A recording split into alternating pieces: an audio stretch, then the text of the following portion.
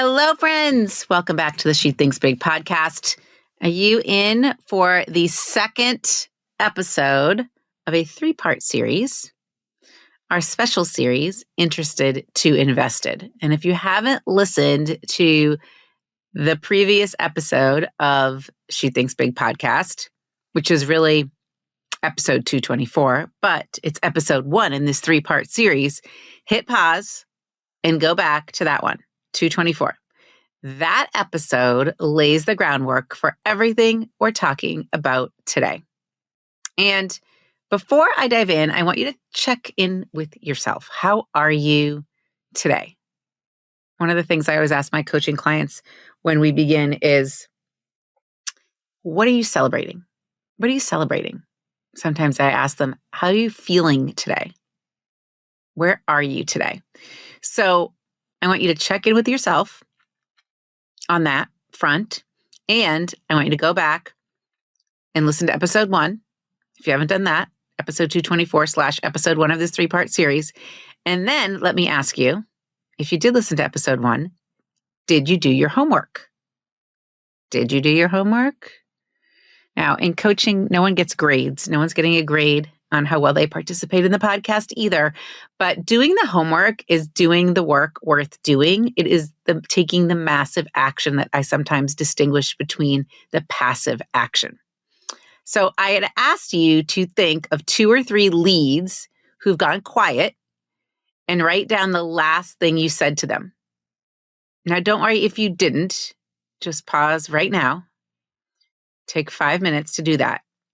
Who are the last 2 or 3 leads who've gone quiet? And what was the last thing you said to them? Because today we're going to use that information to craft some powerful follow-up messages. Okay? Today is all about what to say when someone ghosts you.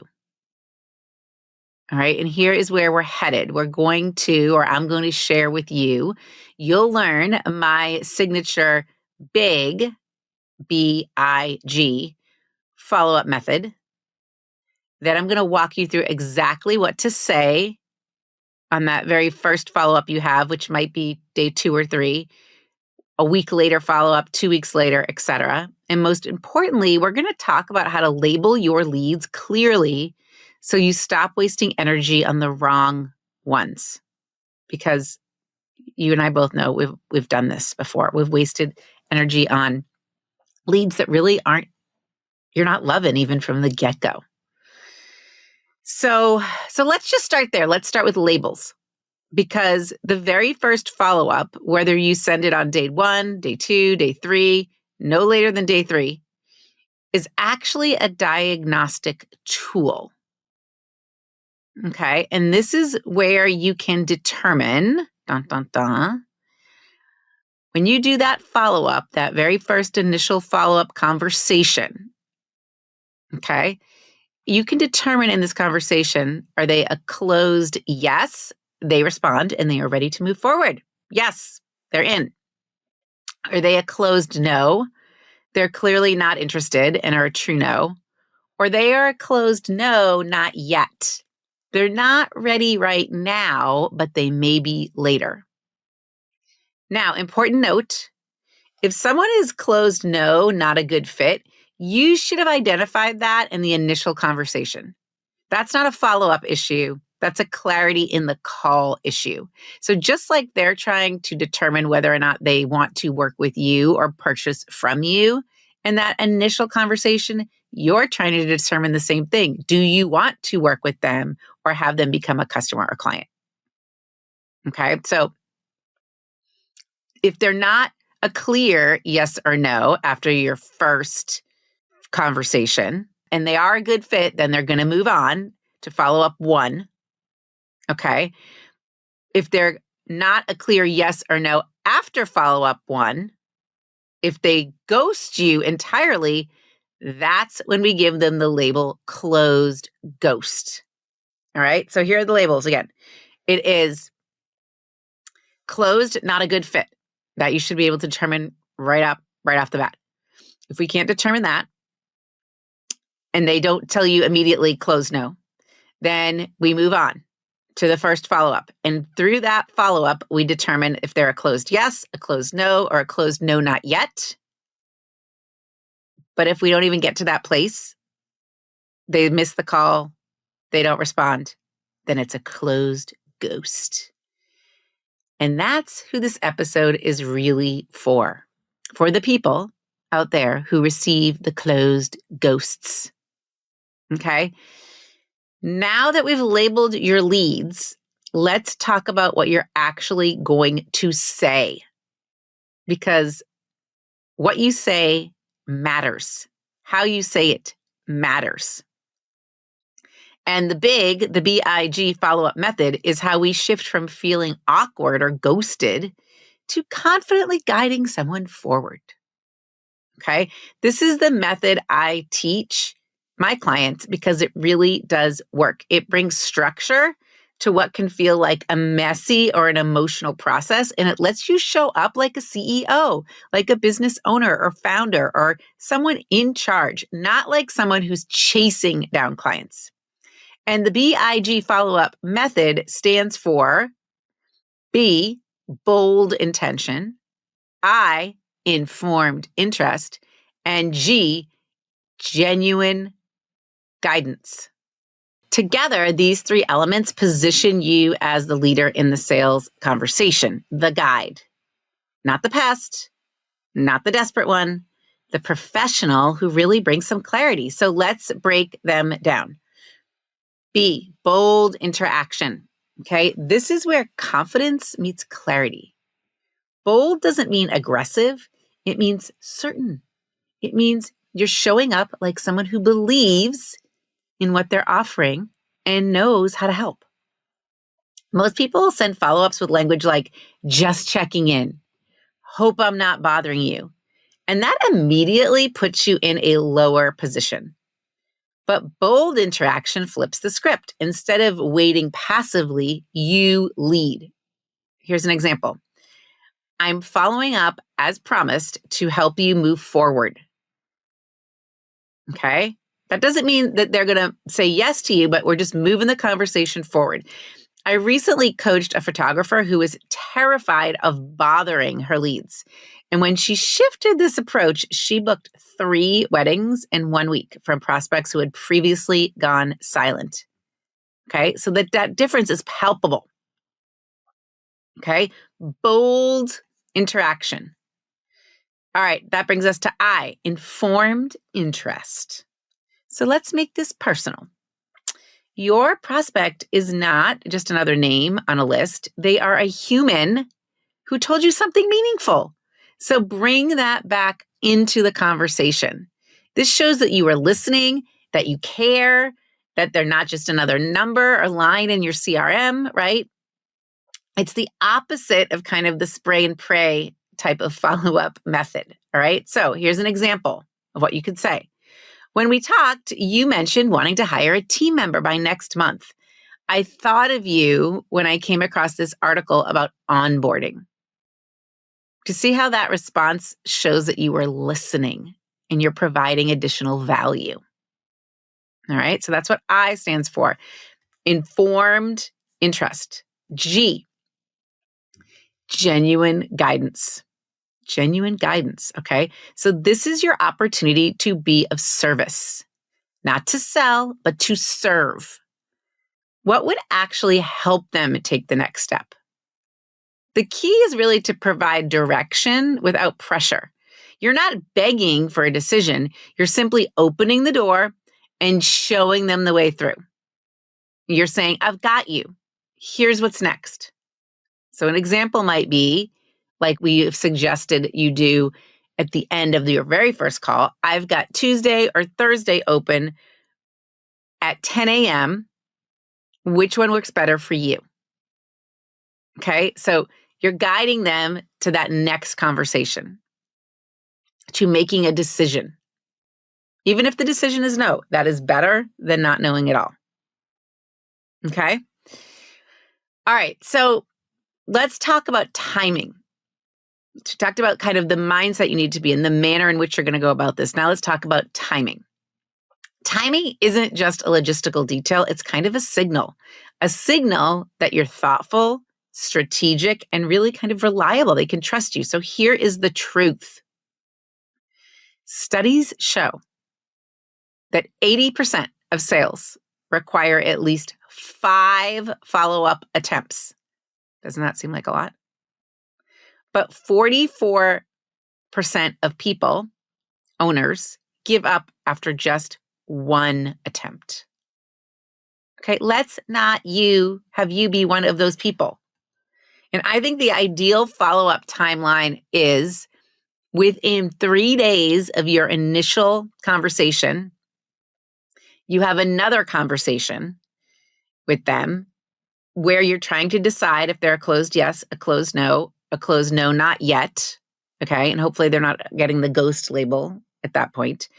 But in that conversation, you do some sort of value add. You remind them of the conversation, you remind them of what they've been looking for, and you add some relevant resource to it.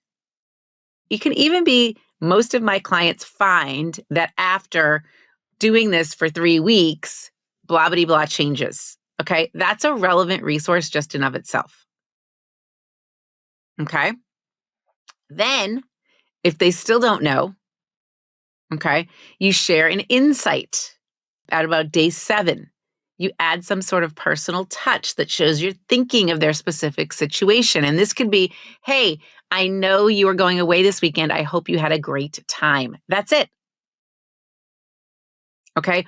Or I know that you've been thinking about expanding and offering another product. I just saw someone do the same thing, or I just ran across this, which might be helpful in making a decision. Okay. So 7 is to share day 7 is like sharing an insight. Day 14, you could use the 9-word email follow-up, which is clean and compelling and kind of a re-engagement strategy. Now, you really have to tailor these though. Okay. If they've already said a no, you're probably not going to use this day 14 thing. If I can't decide yet, then you would do this 9-word follow-up email. Okay. And I'll give you some examples of those in a bit. And then at day 30, if they are still ghosting you or dragging it out, you got to close the loop. You've got to gracefully offer closure while leaving the door open potentially for some time in the future. Okay. But ideally, let's review. By day 3, you've uncovered whether someone's a closed yes, a closed no, not yet. But if you've reached day 3 and they've ghosted you, there's no response at all, or they've missed the follow-up call you set out to have, that's where they earn the label closed ghost. And that's not a bad thing. It gives you direction. Okay, so here's an idea of what to say in that very first follow-up, day 2 or 3, okay? Hi, Susie Q, Poly Prospect. I was thinking about our conversation, and you mentioned wanting to XYZ goal. I found a resource that might help you do that, and I wanted to chat about it with you further. Okay? Now, you could bring that resource to the table if they're actually showing up on day 3 when you've set your initial follow-up call. If they do not show up on day 3, they ghost you on day 3, I wouldn't put them, throw them out to the wolves yet. I would say, just circling back to our conversation that we had about meeting today, hope you're okay. You mentioned wanting to XYZ goal. Here's a resource that may help. I am happy to chat further about it. How does Tuesday at 2 or Thursday at 4 look for you? Okay, so that might be in a text or in an email or in a voice conversation, whichever method that you have originally started to communicate with them through, I would keep that method. I get that question a lot. Keep the method that works for them. Okay? If you're willing to do that. If not, then just you do the same thing for everybody. All right. So still pretend there's nothing. You hear nothing, crickets. Day 7, Now we have to be insightful. This is called like the insightful share. Hey, I was thinking about our conversation and remembered how important blah, blah, blah is to you. Here's something I've seen work well. And start the insight. Let me know, or I think I'd even be better. I wouldn't do the let me know. I would take that out. No let me knows. If you are wanting to explore how that could work with your situation, I have time to chat on Wednesday at 1 or Friday at 10. Okay. So day 7 is an insight share. All right. Then if they're still ghosting, okay, let's go back. And around day 14 and do this 9-word follow-up email. Hi, Poly Prospect. Are you still looking for support with XYZ challenge or goal? That's it. Hi, Polly. Are you still looking for support with XYZ challenge or goal? Question mark. Warm regards, Andrea. That's it. Simple, direct, and effective. No fluff, no awkwardness. This kind of message cuts through the noise, revives interest, and often leads to a very quick reply, especially if the timing is right for them. Okay, and I had a client use this exact message with a lead who had ghosted her for 2 weeks. And the response came back within 10 minutes. Yes, actually, I am interested. Sorry for the delay. Can we talk tomorrow? Okay, so sometimes simple is powerful. Now, if you still got no response at day 14, at day 30, I think I would send another message. Hi, Poly Prospect. I haven't heard back since we connected on XYZ day last month. I'm going to close the loop on my end, but if you want to revisit this, I'm here. Wishing you the best either way. Okay? So notice that we're kind of building there and we're kind of getting a little more direct and simpler as time goes on. All right. So today we reviewed the labeling system. Closed yes, closed no, not yet, closed ghost, closed not a good fit. We reviewed the BIG follow-up method, bold interaction, informed interest, genuine guidance. We did some scripts. We talked about timing. And here's what I want you to do.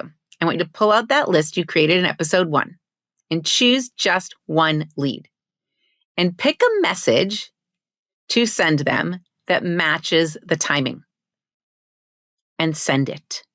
Send it. And then come back and repeat. This is how you're going to take the emotion out of the follow-up and start leading like the business owner that you really are. Remember, genuine guidance.